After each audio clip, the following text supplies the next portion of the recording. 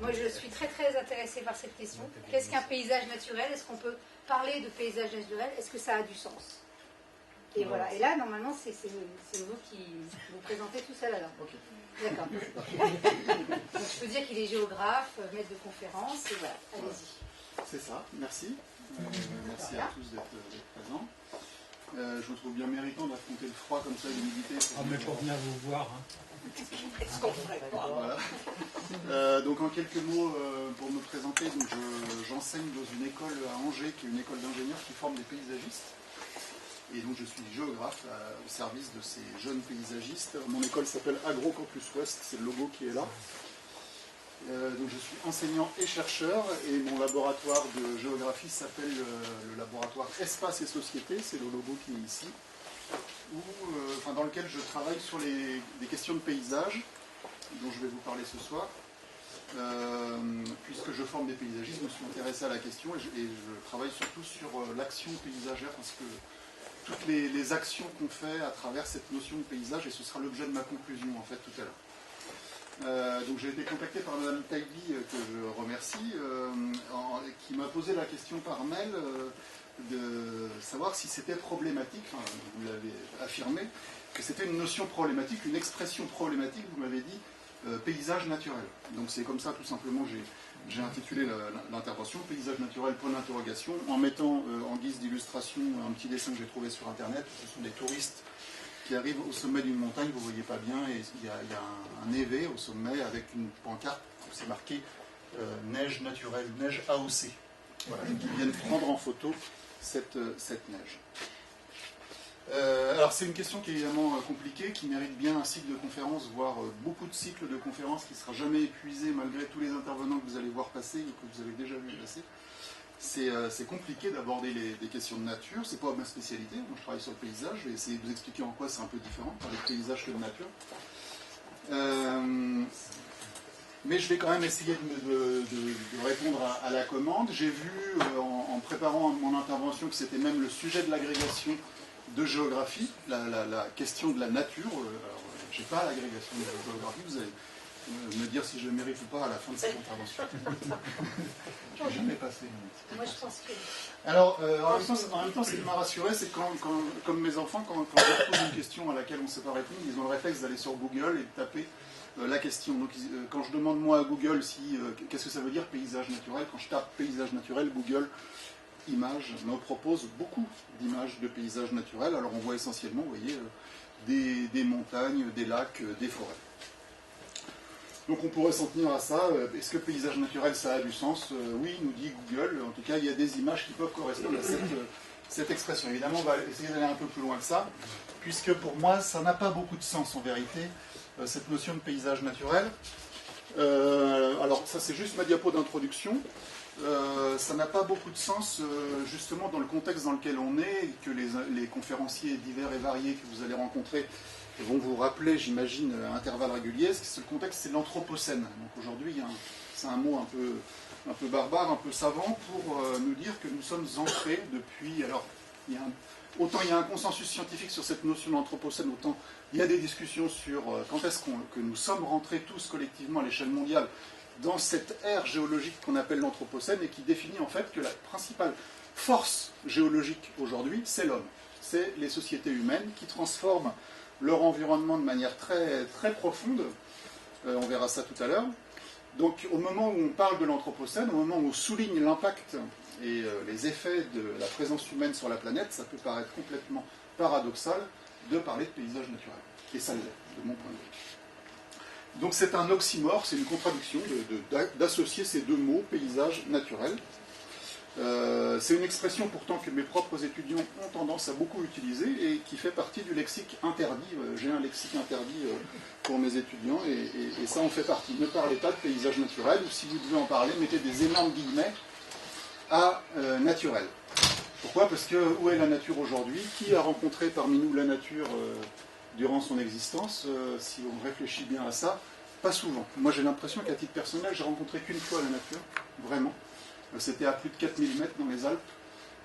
Et là, je me suis senti vraiment pas à ma place. Je me suis senti menacé. Il a fallu qu'on quitte très vite cet environnement hostile. avec mes guides qui m'ont rapatrié très vite, et j'ai vraiment senti que ma présence là n'était pas souhaitée, en tout cas que j'étais vraiment un petit rien face à cette nature menaçante. Sinon, dans les environnements dans lesquels on vit au quotidien, c'est pas la nature, c'est la nature, ou alors c'est la nature complètement anthropisée, aménagée, maîtrisée. Culture environnementale, en fait. Voilà, donc c'est la nature vraiment docile qu'on a maîtrisée. Alors, pour autant, moi je vais vous parler en tant que géographe, c'est-à-dire du point de vue des sciences sociales. Alors, je vais tout à l'heure creuser un petit peu cette notion de géographie. Pour les sciences sociales, la nature, c'est pas quelque chose qui est un donné, c'est plutôt quelque chose qui est construit. Alors on va voir ça progressivement au cours de l'exposé, que c'est pas une réalité qui existe indépendamment de nous, c'est aussi une réalité qu'on construit, la nature. C'est aussi des représentations de la nature, et on va s'intéresser à ça. Alors, je ne suis pas philosophe, ni anthropologue, mais il y a une notion aujourd'hui qui est très en vogue, c'est la notion d'hybridation, d'hybride. Beaucoup de des intervenants, sans doute, vont utiliser ce mot d'hybride pour qualifier justement les environnements dans lesquels nous sommes, qui sont à la fois naturels et culturels, en tout cas qui ne sont pas strictement naturels, qui sont des environnements métissés, où la nature a une place, mais en tant que nature vraiment maîtrisée. Alors moi je vais vous parler de la nature, mais sous deux angles. L'angle de ma discipline, la géographie, qui est une discipline que vous avez croisée peut-être dans votre scolarité, mais qui est sans doute très différente à l'université, c'est-à-dire là où j'enseigne, que la géographie que vous avez pu connaître par exemple au collège ou au lycée. Donc ça m'intéresse aussi de parler avec vous de cette discipline, qui est assez peu connue d'ailleurs, je trouve, la discipline universitaire, et qui d'ailleurs, malgré ce contexte de l'anthropocène, n'a pas réussi à avoir un écho médiatique important. Si je vous dis, citez-moi un géographe, je suis pas sûr que beaucoup de mains qui se lèvent dans la salle, un géographe contemporain. Donc ça m'intéressait de venir discuter avec vous de ma discipline ce soir. Donc je vais parler depuis ce point de vue de géographe, et à partir de mon objet, comme je l'ai dit tout à l'heure, qui est le paysage, qui n'est pas la nature. Alors qu'est-ce que c'est le paysage, vous allez me dire? C'est très pratique, il y a une définition juridique maintenant qui existe, qui nous vient en fait d'une convention européenne qui est la Convention européenne du paysage, qui a été signée par un certain nombre d'États à Florence à l'an 2000. Alors pourquoi des États ont signé une convention européenne sur le paysage? Simplement cette convention avait pour objectif de les inciter, ces États, à prendre au sérieux l'enjeu du paysage. L'enjeu, c'est-à-dire le fait qu'on vit tous dans des paysages très ordinaires. On habite assez peu d'entre nous au pied du Mont Saint-Michel ou à proximité du cercle de Gavarnie. On vit dans des paysages quotidiens, ordinaires, etc. Et ces paysages-là méritent une attention.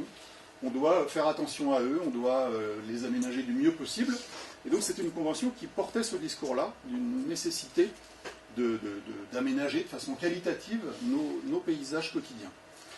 Et dans cette convention, il y a une définition de ce terme paysage, dont je vais vous parler ce soir, qui, elle aussi, finalement, trouve un certain consensus scientifique. Ce n'est pas une définition scientifique, puisqu'elle fait partie d'un texte politique, mais les scientifiques s'accordent à dire que cette définition, finalement, fonctionne plutôt pas mal.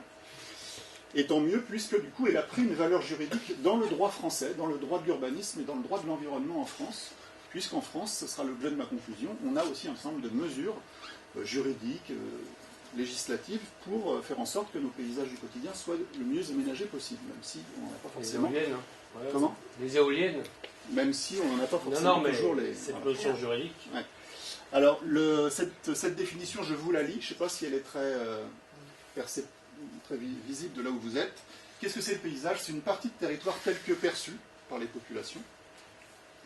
Donc ça renvoie à cette idée de perception, de représentation, c'est ce qui est visible, le paysage, dont le caractère résulte de la combinaison de facteurs naturels, donc vous avez la nature ici, et ou humains. Il y a les deux termes, et ou humain. En tout cas, ce qui est dit, c'est que le paysage, c'est une combinaison, c'est un truc à l'interface de faits de nature et de faits de société. Et cette interface, surtout, il est visible, il est perçu par un individu ou par un groupe d'individus. C'est ça le paysage. Donc c'est de ça dont on va parler. Alors, en moins d'une heure, je me suis dit comment je vais pouvoir aborder cette notion de paysage naturel. J'ai décidé de vous raconter une histoire qui est celle de ma discipline, justement.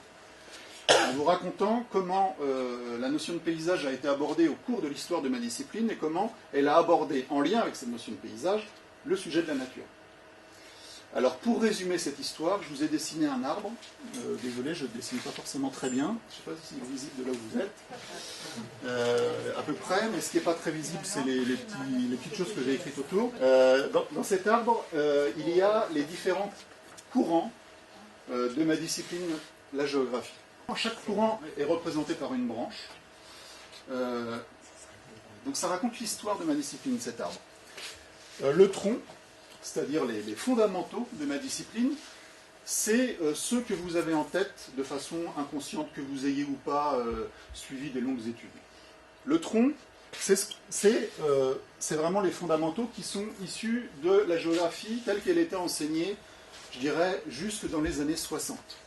Alors, ce n'est pas une question d'âge. Culturellement, dans notre société française, nos savoirs géographiques, ils sont beaucoup rattachés à cette géographie qu'on qualifie de classique, qui est la géographie qui s'est constituée entre la fin du XIXe siècle et en gros les années 60 du XXe siècle. Donc ça, c'est vraiment le socle. Et ce socle correspond à une géographie qui était entièrement consacrée à l'étude du paysage. Entièrement consacrée à l'étude du paysage. Aujourd'hui, la géographie n'est plus entièrement consacrée à l'étude du paysage, elle s'est ramifiée, cette géographie, et elle s'intéresse à plein d'autres questions que celle du paysage, mais historiquement, c'était vraiment la base, le tronc de la discipline, l'étude du paysage.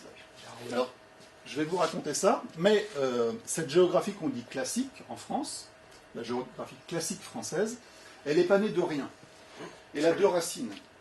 Ces deux racines, je les ai dessinées ici. Cette géographie classique française, elle est née en opposition avec deux géographies étrangères. C'est-à-dire que les géographes français, à la fin du XIXe siècle, début XXe siècle, au moment où ils ont vraiment constitué le socle de la géographie française, l'ont fait en opposition à deux traditions géographiques étrangères, qui étaient la géographie allemande d'un côté et la géographie russe de l'autre. Alors pourquoi je veux vous parler de ça tout de suite? C'est parce que ces deux géographies, allemande et russe, étaient des géographies naturalistes, justement, qui s'intéressaient pas au paysage, ou alors au paysage, mais avec un angle d'attaque extrêmement naturaliste. Alors qu'est-ce que ça veut dire? Par exemple, la géographie russe, lorsqu'elle décrivait les paysages, s'intéressait essentiellement aux éléments liés à la géologie, à la nature des roches, à la pédologie, c'est-à-dire à la nature du sol, et au lien entre les deux, la géologie et la pédologie. Avec l'idée que lorsqu'on veut étudier le paysage, c'est d'abord à ces deux facteurs-là, géologie, pédologie, qu'on doit s'intéresser pour comprendre le paysage dans lequel on est. Donc vous voyez, c'est une approche très naturaliste parce qu'elle s'intéresse aux facteurs physiques, biophysiques, le sol et le sous-sol.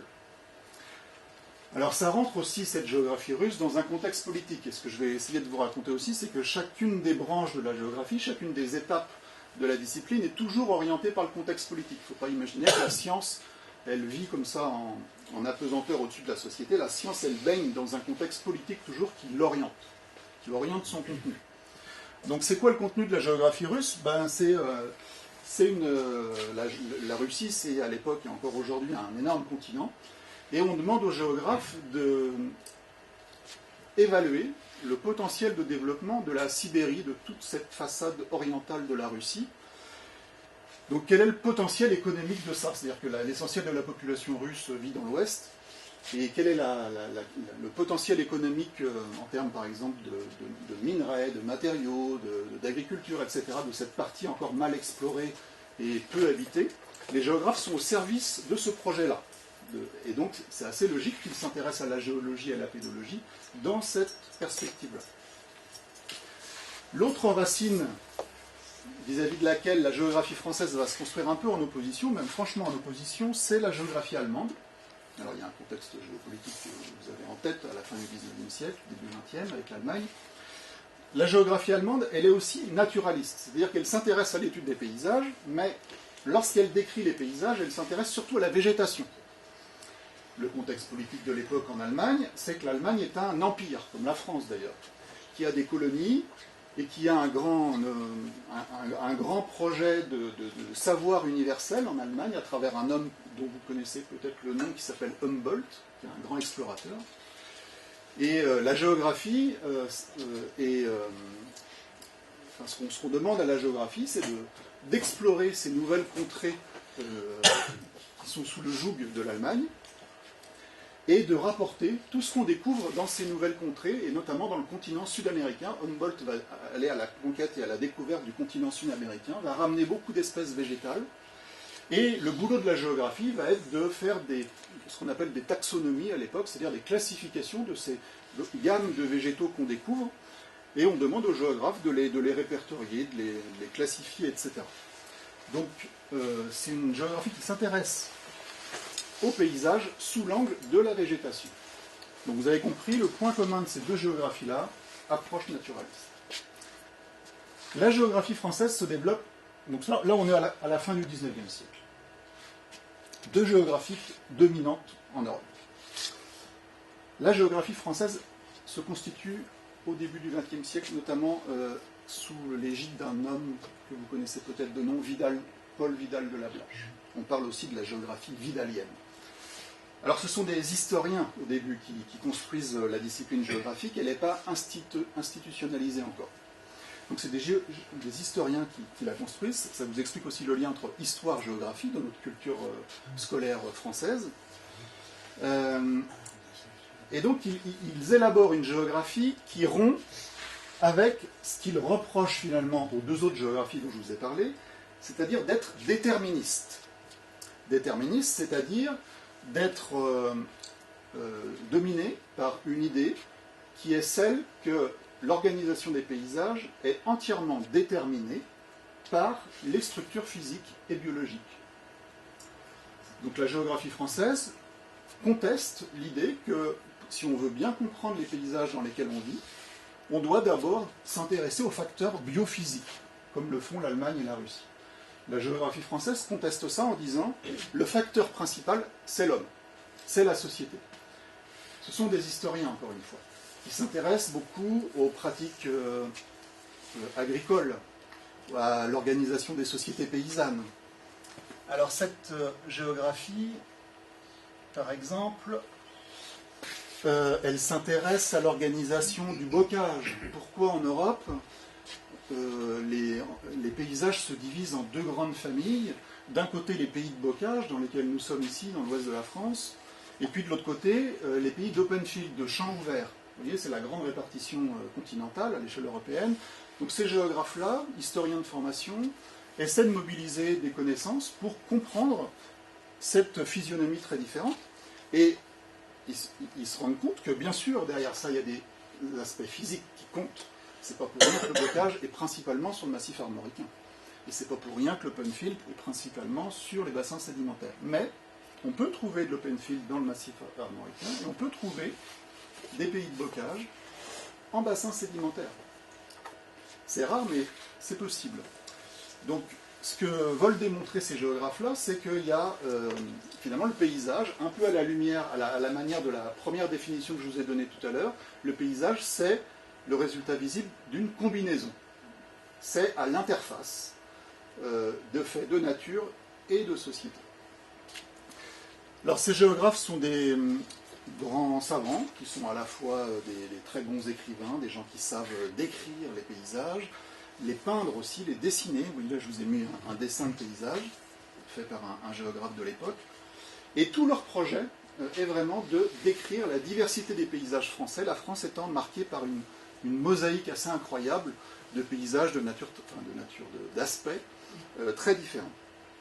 Et donc le boulot des géographes, c'est de comprendre la grande diversité des paysages français, en mobilisant à la fois des facteurs naturels, physiques, et puis des facteurs sociaux qui relèvent de l'histoire agraire des sociétés humaines. Vous avez ici une citation de Maximilien Sort en 1913 qui dit, voilà, toute la géographie est dans l'analyse des paysages.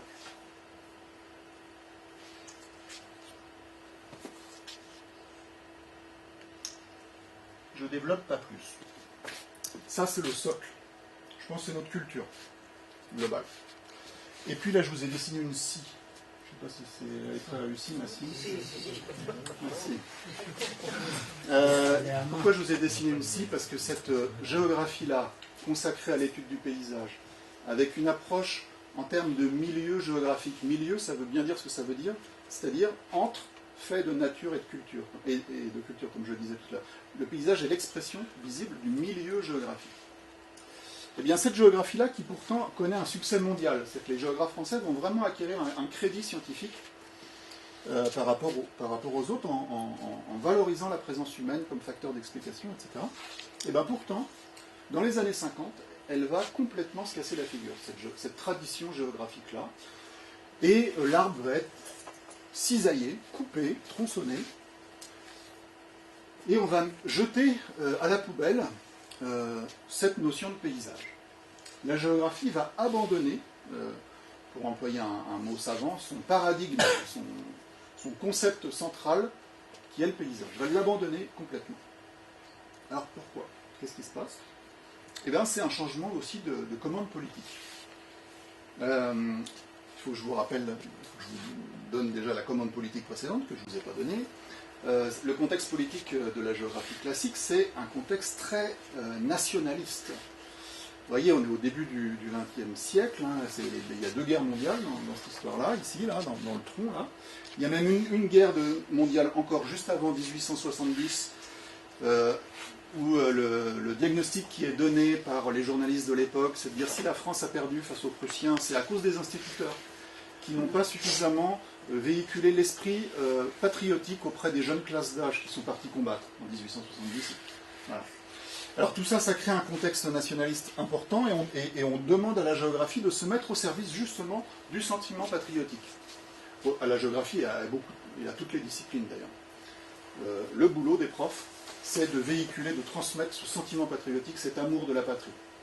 Et pour ça, le paysage, c'est quand même pas mal. C'est-à-dire que apprendre la géographie française par les paysages, hein, par la description de cette mosaïque de paysages incroyables, c'est une façon d'aimer son pays. Donc, c'est ça le contexte géopolitique de cette géographie. Alors après, ça vous donne un lien aussi très fort entre la notion d'identité et cette notion de paysage. Identité paysagère, etc. Bref, tout ça pourtant se casse la figure, comme je vous le dis, dans les années 50. Pourquoi? Parce qu'on passe dans un autre contexte politique qui est la reconstruction. Et là, on demande aux géographes non plus de décrire les paysages pour véhiculer ce sentiment patriotique et faire aimer la patrie aux jeunes têtes blondes. On leur demande autre chose. On leur demande de contribuer à la réflexion pour réaménager, moderniser la France au sortir de la Deuxième Guerre mondiale. C'est la grande politique de l'aménagement du territoire que va lancer De Gaulle dans les années 50. Vous avez entendu parler des villes nouvelles, peut-être des métropoles d'équilibre. C'est les grands foyers industriels qui se construisent, ça va être les autoroutes, ça va être les grands ensembles, ça va être tout ça, la reconstruction dans les années 50. Et donc les géographes, on leur demande de contribuer à ça. Et comment? En n'analysant non plus le paysage, vous voyez, qui était une notion très subjective d'une certaine manière, puisque c'était de la description, mais en s'intéressant à l'espace. Le boulot des géographes, désormais, ce n'est plus de décrire les paysages, c'est d'analyser l'organisation de l'espace français et de pointer des grands déséquilibres dans l'espace français. Et les géographes font leur boulot. Il y a un bouquin en 1947 qui s'appelle « Paris et le désert français » de Jean-François Gravier, qui souligne le grand déséquilibre entre Paris et le reste de la France. C'est la rupture Paris-Province.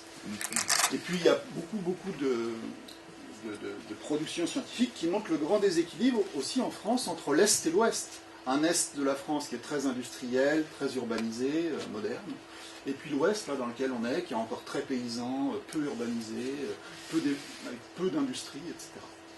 Et donc tout ça, c'est le boulot des géographes de montrer ces grands déséquilibres, ces grandes fractures spatiales, comme on dit aujourd'hui, pour faire en sorte que la politique d'aménagement du territoire essaie de les résorber, ces grands déséquilibres.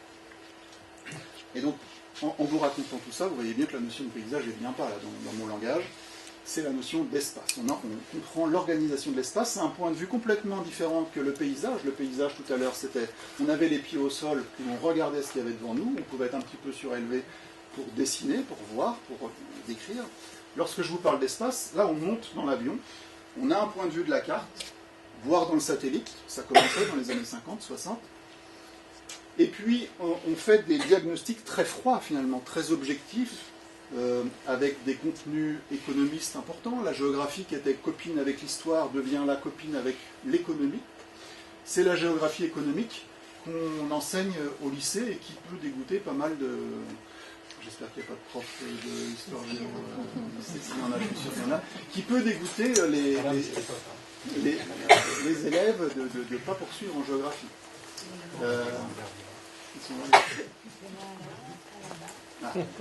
Alors je ne sais pas s'il est encore très économiste, la géographie du lycée, mais à mon époque, en tout cas, elle l'était, c'était beaucoup les pourcentages de PIB, etc. C'est pas très marrant. En tout cas, choix de l'être aujourd'hui, je pense. Elle n'a pas d'autre choix que de l'être aujourd'hui, je pense. En tout cas, vous voyez, elle se débarrasse du paysage. Le paysage, c'est trop subjectif, c'est pas sérieux. Alors, vous voyez, je vais cliquer ici. Le paysage, nous dit Roger Brunet, c'est un piège où se prennent les imprudents.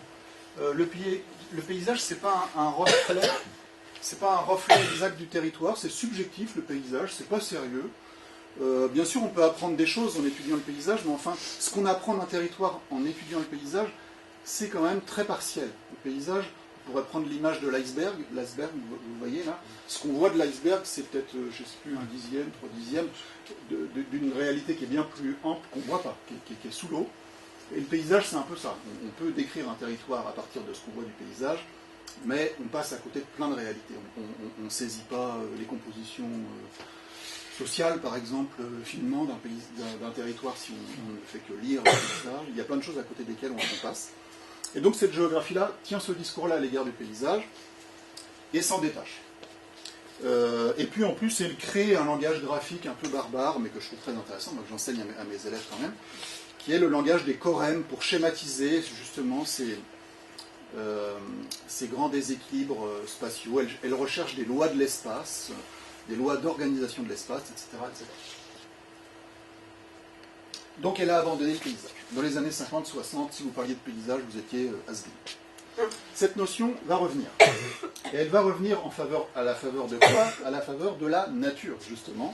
C'est-à-dire de la crise environnementale qui commence, ou en tout cas il y a une prise de conscience des problèmes environnementaux dans les années 60-70, dans le grand public, notamment par l'intermédiaire de grandes catastrophes environnementales comme la Moco Cadiz, la catastrophe de Bhopal, de Seveso, je ne sais pas si c'est des choses qui vous parlent. En tout cas, il y a une prise de conscience mondiale sur le problème de l'environnement. Il y a un premier ministère de l'environnement qui est créé en France en 1971, dans lequel progressivement il y a une cellule qui va d'ailleurs aussi s'étoffer, une cellule paysage et publicité exactement. Bref, la question du paysage revient à la faveur des enjeux environnementaux. Alors comment le paysage retrouve une actualité dans la discipline, dans la géographie qu'on va qualifier d'environnementale.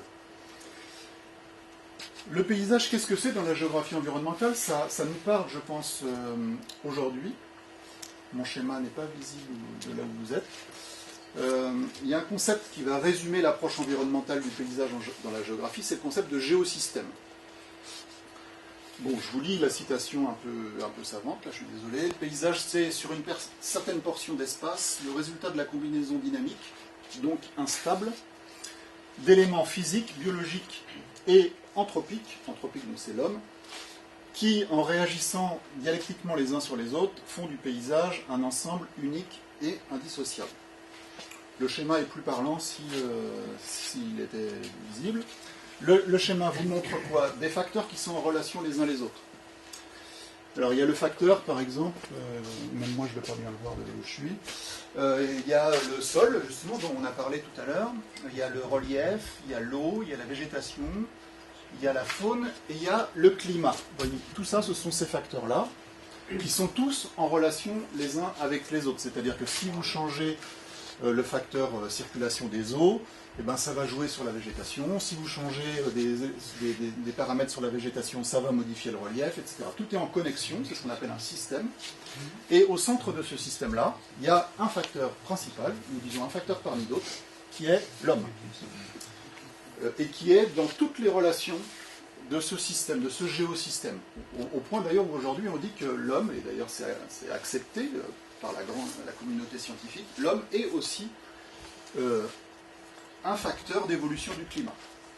Ce que à l'époque on ne savait pas encore, mais que du coup on anticipait d'une certaine manière à travers ce schéma-là. Donc le paysage c'est quoi? C'est le résultat visible de ça. Le résultat qu'on perçoit visuellement de ce géosystème, de cette connexion de tous ces facteurs. Je reviens à mon arbre. Non, pardon, mon arbre. Ah. Donc ça c'était une branche de la géographie environnementale qui va pousser comme ça. Alors ça vous montre aussi que la géographie, là, quand on était là, c'était un trou. C'était unitaire. On l'a qualifiée d'unitaire, cette géographie. Elle était ni physique, ni géographie physique, ni géographie sociale. Elle va le devenir. C'est-à-dire qu'elle va se scinder, la géographie, vous voyez, dans les années 50-60, à une époque où, pour gagner en crédit scientifique, il faut se spécialiser. Et donc les disciplines qui se veulent généralistes, elles perdent du crédit scientifique. Et donc les laboratoires se spécialisent. Les universités se spécialisent entre soit la géographie physique, soit la géographie humaine. Moi, je suis à Angers, dans une université où la faculté de géographie est franchement du côté de la géographie humaine et sociale. Donc ça se scinde. Donc le paysage revient à la faveur de la question environnementale. Il va revenir aussi à la faveur de la géographie humaine, que je vais aborder sous deux appellations, la géographie sociale et la géographie culturelle. La géographie sociale, c'est ma tradition scientifique à moi. Enfin, je veux dire, à Angers, on est baigné là-dedans. La géographie sociale, c'est une géographie qui va s'intéresser à l'espace, mais pas l'espace des économistes, l'espace abstrait, froid, des données quantitatives, etc. C'est l'espace vécu, l'espace perçu.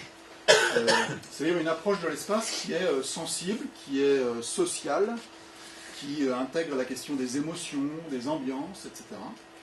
Donc c'est vraiment l'espace perçu et vécu. Alors c'est une géographie qui va beaucoup s'inspirer de la sociologie, géographie sociale, c'est une géographie qui... Vous voyez, elle a eu plusieurs copains ou copines, la géographie à travers son histoire, depuis les historiens, les économistes, les sociologues ici, et qui va s'inspirer des méthodes sociologiques, qui va par exemple faire des enquêtes. Moi, durant ma thèse, et aujourd'hui les doctorants en géographie sociale, lorsqu'ils font une thèse, forcément ils font des enquêtes. Ils viennent vous voir, vous les habitants, et ils vous posent des questions sur la façon dont vous vivez les éoliennes, qu'est-ce que vous en pensez, etc. La technique de l'enquête, c'est une évidence aujourd'hui en géographie, mais ça ne l'était pas dans les années 60, ça l'est devenu au moment où cette branche de la géographie sociale s'est développée en France, dans les années 60-70, et en réaction à la géographie précédente, la géographie quantitativiste, là dont je vous ai parlé, la géographie qui a coupé la branche du paysage, cette géographie économiste, c'est en réaction à cette branche-là que la géographie sociale a voulu a réactivé la notion de paysage, mais sous l'angle des perceptions. On est parti de ça tout à l'heure dans la définition de la Convention européenne, le paysage, partie de territoire tel que perçu. C'est-à-dire que si moi je vous mets devant un paysage unique, tous là, et je vous demande de le décrire, chacun va y voir midi à sa porte, en fonction de sa culture, de son âge, de sa profession, de sa culture, de son métier. Voilà. Alors on va tous voir quand même des choses communes, puisqu'on vit tous dans la même société, on partage tous des références culturelles communes, etc., qui font que voilà, on est tous de l'ouest de la France, enfin, voilà, il y a des choses qui nous rassemblent, mais on va aussi voir des choses différentes. Donc c'est à ça que s'intéresse cette géographie-là, aux perceptions, aux représentations mentales de l'espace. Alors il y a différents regards, chacun porte sur les paysages différents regards, il y a le regard savant, il y a le regard plutôt lié à la pratique locale des lieux, les habitudes, et puis il y a le regard qui est influencé aussi par les arts, et qui forge aussi notre rapport esthétique à ce qui nous entoure. Et cette chose-là va nous rapprocher, par exemple. On va tous aimer, je sais pas, le petit ruisseau qui serpente au fond de la vallée, on va tous plutôt l'apprécier, parce qu'on est tous modelés, inconsciemment ou consciemment, par une culture artistique, par des modèles artistiques. Il y a un philosophe qui va développer cette idée-là à travers le concept d'artialisation. Artialisation, c'est-à-dire que nos représentations, nos préférences paysagères découlent, pour beaucoup d'entre elles, de modèles artistiques. Et qui sont présents dans la société de façon inconsciente, mais qui travaillent nos représentations. Alors ces modèles artistiques peuvent être issus des arts, mais qui peuvent être aussi aujourd'hui issus de la publicité, du cinéma, enfin de toutes les productions artistiques. Voilà, je développe pas plus. Je reviens. Alors la nature, évidemment, la nature aussi c'est une question de représentation. Qu'est-ce que la nature ? C'est aussi une question de représentation. Il y a une autre branche, toujours du côté de la géographie humaine, qui va se développer à une autre échelle, qui est la géographie culturelle. Alors c'est une branche qui va se développer notamment à travers un auteur qui va marquer, qui est peut-être le principal théoricien du paysage en France, depuis dans les 30 dernières années. Il s'appelle Augustin Berg. Alors c'est compliqué de vous résumer la pensée d'Augustin Berg en 5 minutes, mais son ambition, donc ça relève de la géographie culturelle, d'abord la première question qu'il s'est posée, c'est cette notion de paysage n'a pas toujours existé dans notre langue française. Donc déjà il remarque ça, et il remarque que la notion de paysage elle est apparue à la Renaissance en France, vers 1500 à peu près, 1100. Et puis, en fait, on remarque que c'est paesaggio, en italien, même chose, même époque. Landscape, landschaft, landscape, bref, dans toutes les langues européennes, le paysage apparaît à la Renaissance. Et il apparaît dans le langage, dans le vocabulaire technique de la peinture. Ce qui explique sans doute pourquoi, lorsqu'on parle et on pense paysage, tous là, si vous fermez les yeux, pensez à un paysage, vous n'allez pas avoir dans votre esprit se composer une figure comme une centrale nucléaire ou une entrée de ville toute moche, avec vous voyez, ces entreprises d'entrée de ville, mais plutôt un beau paysage. Le mot paysage, aujourd'hui, dans notre langue française, dans notre culture, renvoie immédiatement au beau. Alors c'est peut-être ça. Berg développe toute une théorie autour de ça. Pourquoi ? Parce que ça nous vient de la peinture, ce mot paysage. Bon, c'est une théorie qui est controversée, mais qui est intéressante. En tout cas, elle s'intéresse, si on lit la citation là un peu compliquée, elle s'intéresse en fait à l'histoire culturelle de notre relation à l'environnement. Et elle dit que finalement, cette géographie-là, elle dit que la notion de paysage est historiquement datée. Elle apparaît à la Renaissance. Elle est culturellement marquée, c'est-à-dire qu'elle fait sens, pas pour tout le monde à la Renaissance, pour une élite. Même si progressivement, cette notion de paysage va se démocratiser, au point où tous, là, on emploie la notion de paysage. Mais au début, ça relève d'un certain élitisme, et peut-être qu'encore aujourd'hui, la notion de paysage est marquée par un certain élitisme.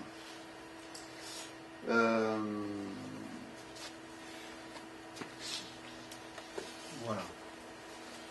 Alors, oui, alors ce que nous dit Berg, et peut-être qui va rejoindre le propos d'anthropologue ou d'ethnologue, je n'ai pas bien vérifié votre programme, là, c'est le fait que ce sens, cette signification du paysage, fait pas sens dans toutes les sociétés aujourd'hui encore, même si on est dans une société occidentale qui est presque mondiale, mais il y a encore des sociétés à la surface de la planète qui n'ont pas d'équivalent en termes de sens, de signification du mot paysage tel qu'on l'a dans notre société à nous. Donc c'est un rapport particulier, le paysage, à ce qui nous entoure, c'est un rapport essentiellement esthétique, mais esthétique pas juste au sens du beau, c'est esthétique au sens étymologique du terme, c'est-à-dire la perception sensible. Le paysage renvoie à ça, à la perception sensible de ce qui nous entoure. Et cette relation sensible à ce qui nous entoure, voilà, elle est historiquement datée. Il a fallu que la société s'urbanise pour avoir le loisir de contempler le paysage. lorsque vous êtes les deux mains dans la terre, dans une société du XIVe siècle, où 99% de la population, 99,9% de la population est paysanne, crève la dalle presque, voilà, mange pas à sa faim, vous n'avez pas le loisir de lever la tête et d'apprécier la beauté de ce qui vous entoure. Voilà. Il faut quand même que la société, la civilisation prenne une certaine trajectoire pour qu'à un moment, on ait le luxe de se positionner en spectateur, en contemplateur de ce qui nous entoure et de dire, par exemple, l'éolienne, ça me plaît pas. Voilà. Donc ce rapport sensible, vous voyez, il est forgé à travers l'histoire et c'est à ça que s'intéresse cette géographie culturelle. Pardon, vous pouvez s'il vous plaît expliquer un tout petit peu le mot médiance? Parce Bah, que je n'arrive pas à le... Ouais. La médiance, c'est ça, c'est cette relation qu'entretient une société vis-à-vis de son environnement. Et le paysage, c'est une certaine médiance. Il faut lire les ouvrages d'Augustin Berg. Alors je vais vous en conseiller un. Je peux éventuellement noter des choses au tableau. Bien sûr, je peux même faire la... Non. Je peux faire la secrétaire. Alors, par exemple, moi, la lecture d'Augustin Berg, c'est ce qui m'a amené à m'intéresser au paysage. Je trouve ça passionnant. Augustin Berg. Un de ses premiers ouvrages résume vraiment... Comment ? De quelle époque ? 1995, Les raisons du paysage. Voilà. Vous pouvez lire ça, Les raisons du paysage, 1995. Les raisons ou les réseaux ? Raisons. Oui. Alors c'est intéressant parce qu'Augustin Berg, il a grandi en Chine. Voilà. Et parce que son papa était géographe et c'était un orientaliste, il a beaucoup travaillé au Japon et en Chine. Et Berg a été marqué par la culture du paysage chinoise, qui est très différente de la nôtre, et c'est cet écart-là qui l'a amené à se poser des questions sur qu'est-ce que c'est que le paysage en Europe par rapport à ce qu'il est en Asie ou en Chine, etc. Donc c'est une approche culturaliste qui s'intéresse au rapport des civilisations différentes au paysage. Donc la médiance, c'est ça, c'est cette relation à l'environnement. Je vais échapper complètement, pardonnez-moi. Hein, non, mais c'est une question qui est difficile. Enfin, ma réponse est... Déviance. Comment ? En sont les conséquences. J'ai pas compris. Déviance en sont les conséquences. Non ? De la médiance. Ça rime. Ah oui. Non, mais ça a du sens. C'est pas grave. C'est pas grave. On en reparlera. C'est pas votre science. Et puis je vais faire un dernier écart. Je surveille l'heure. On m'a dit de ne pas dépasser 9 heures. Non, mais je suis pas non plus. C'est moi qui ai dit. Je vais faire un dernier écart parce que aujourd'hui vous entendez peu parler de géographie, mais par contre vous entendez parler d'écologie plus. Et pour l'écologie, la notion de paysage a un certain sens aussi, qui d'ailleurs est étroitement associée à la notion de nature. Biotope. Par exemple. Pour les écologues, le paysage, c'est pas tout ce que je viens de vous raconter. Le paysage, c'est complètement autre chose. Moi, ce que je vous ai raconté, c'est la définition de la Convention européenne du paysage, partie de territoire tel que perçu, dont le caractère résulte de la combinaison de facteurs naturels et ou humains. Cette définition-là, en fait, elle résume l'histoire de la géographie.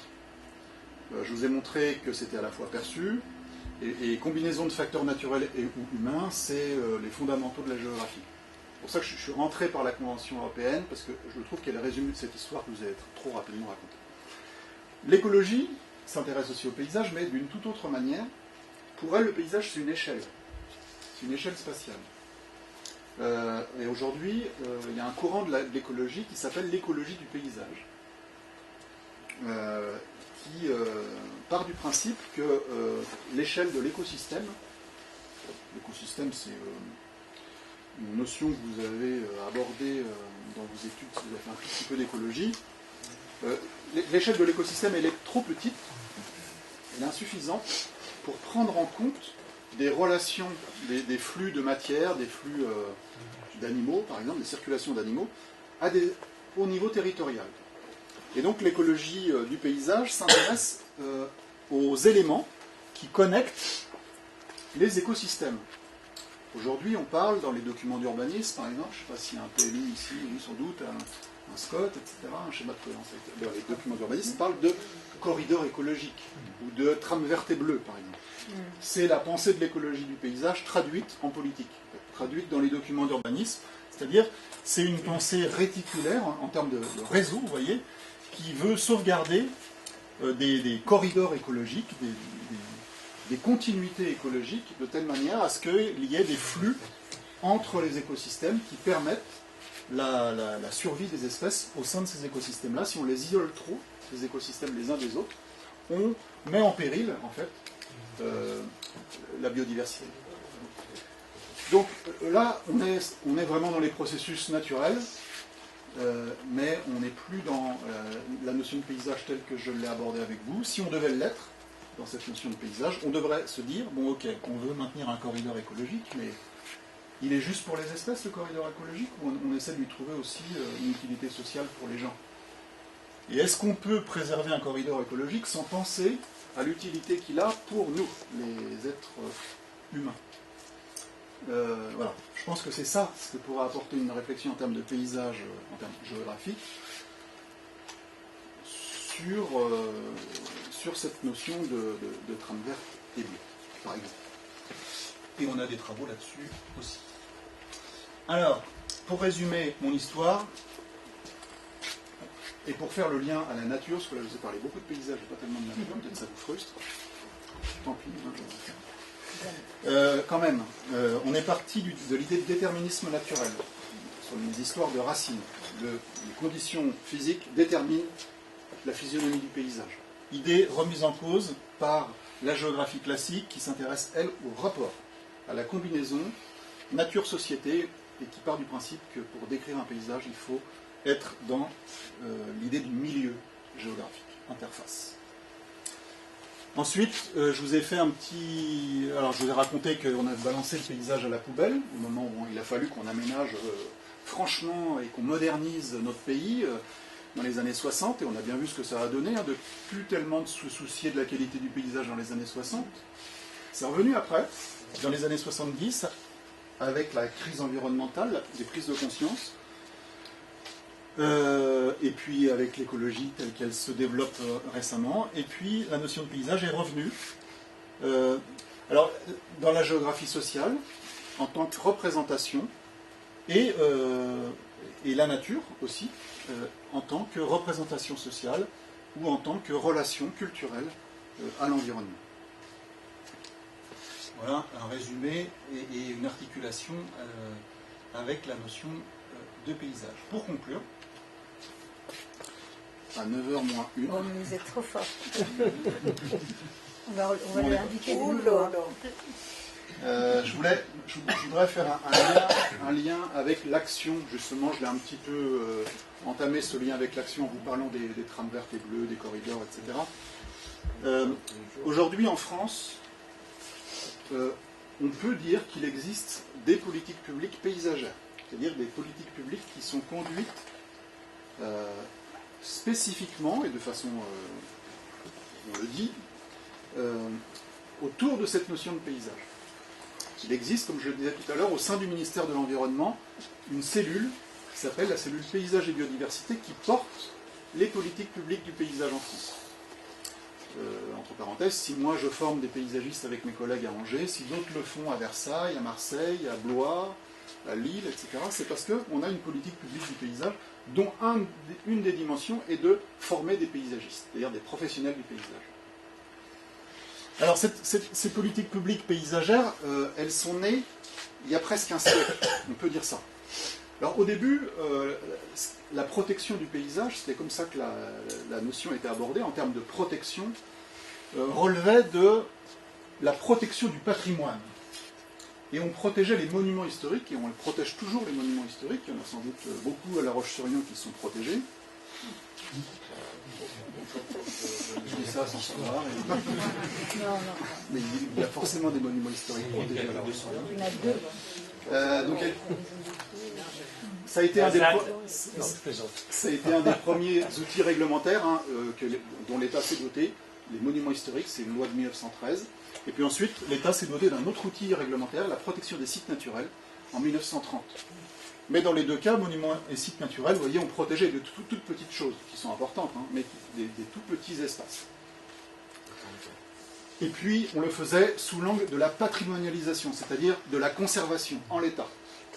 C'est pour ça qu'on peut se permettre de protéger des petites choses. Parce que dès que vous ouvrez les échelles, c'est plus compliqué de protéger en l'état, de conserver en l'état. Mais des petites choses, à la limite, pourquoi pas. Sauf que le législateur, nos gouvernements qui se sont succédés, ont pris conscience que ça ne suffisait pas de protéger des petites choses, parce que souvent on protège des petites choses très durement, et ça nous donne bonne conscience, et on peut faire n'importe quoi ailleurs. Donc le législateur s'est dit, on a besoin d'une loi paysage. Et cette loi, elle est arrivée en 1993. Le ministre de l'époque, c'était Ségolène Royal, dont on entend parler beaucoup en ce moment. Inutile, on coupera.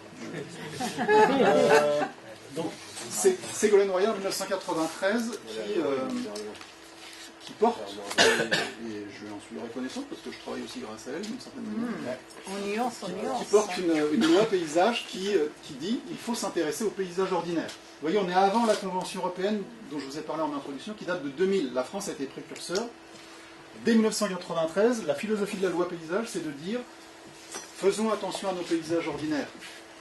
Les entrées de ville, il va y avoir par exemple un décret qui va apparaître, le décret Barnier en 1995 sur la qualité des entrées de ville. On ne l'a pas forcément bien appliqué, mais il existe. Cette loi elle nous dit que les documents d'urbanisme, les POS à l'époque, qui sont devenus les PLU, les SDO, qui sont devenus les SCOT, doivent prendre en compte la qualité des paysages, faire en sorte que les documents d'urbanisme soient au service de la qualité des paysages. Dès 1993, on dit ça. Vous voyez, on a changé d'échelle, mais du coup on n'est plus strictement dans une approche patrimonialisante, mais plutôt en termes de gestion. Et puis aujourd'hui, les politiques publiques envisagent la question du paysage sous l'angle de la nature, justement, de la biodiversité, des transitions.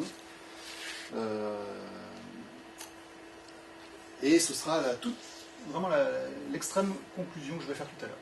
Qu'est-ce que ça veut dire de penser l'écologie, la nature, sous l'angle du paysage? Donc, il y a des politiques publiques du paysage en France, il y a des professionnels du paysage en France qu'on appelle des paysagistes, pour lesquels la question de la nature et du paysage est articulée. Par exemple, aujourd'hui, le grand enjeu, c'est celui de la nature en ville, et les paysagistes répondent beaucoup à des commandes autour de la nature en ville. On a parlé des trames vertes et bleues tout à l'heure, les paysagistes contribuent à la mise en place de ces trames vertes et bleues, mais pas que. On parle par exemple aujourd'hui beaucoup de l'enjeu de la végétalisation des centres-villes dans ce contexte du changement climatique, etc. Donc il y a une espèce de verdissement de l'action paysagiste aujourd'hui sous l'effet du changement climatique. La renaturation, par exemple, j'ai travaillé avec des collègues sur des politiques de désaménagement de rivières. Ça vient de l'Europe, ça. C'est une directive européenne qui impose aux collectivités, par exemple, de désaménager, de supprimer, par exemple, des ouvrages, des barrages sur les rivières. Vous voyez ? C'est très discutable tout ça, hein, mais ça existe et ça alimente aussi les pratiques professionnelles des paysagistes. D'ailleurs, vous parliez de la Russie, c'est le seul pays qui a un fleuve sans barrage. Lequel ? Je ne sais pas, mais je sais. C'est l'information qui m'importe. Okay. C'est l'amour. Non, c'est donc l'action paysagère, c'est des politiques publiques, des professionnels paysagistes, mais l'action paysagère, c'est aussi vous. C'est-à-dire, pas vous seulement en tant que jardinier de votre jardin, etc., mais vous en tant que citoyen qui pouvez vous mobiliser pour ou contre des projets et qui pouvez mobiliser l'argument du paysage pour ou contre un projet. Et on voit quand même beaucoup ça aujourd'hui, en aménagement, en urbanisme, des collectifs de riverains qui s'opposent à un projet. On voit fleurir des zones à défendre, c'est presque maintenant dans le langage courant, les zones à défendre, où la question du paysage, elle est portée aussi par les opposants au projet, et de la nature. Moi, il y a un slogan qui m'interpelle beaucoup dans ces ZAD, qui est celui-là, « Nous sommes la nature qui se défend ». Je ne sais pas si vous voyez ça. Moi, ça me marque et ça me questionne, donc je pense qu'on pourra en discuter de ça. Nous sommes la nature qui se défend. Alors,